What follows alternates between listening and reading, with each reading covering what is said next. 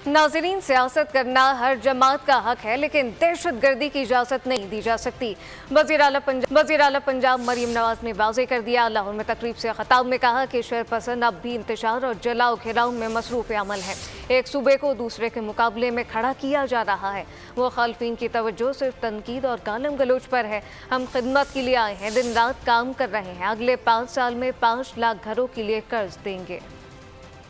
सियासत की इजाज़त मिल सकती है, दहशत गर्दी की इजाज़त नहीं मिलेगी कभी। उनका पूरा फोकस जो है वो गालम गलोच पे, घेराओ, जलाओ, आग लगा दो, मार दो, मर जाओ।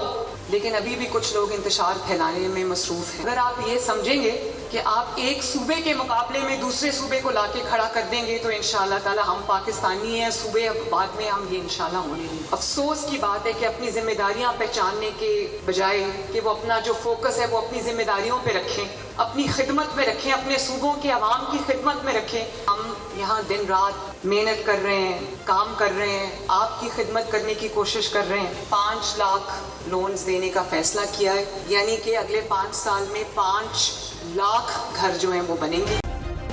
सब्सक्राइब करें और बेल दबाएं ताकि कोई खबर रह न जाए।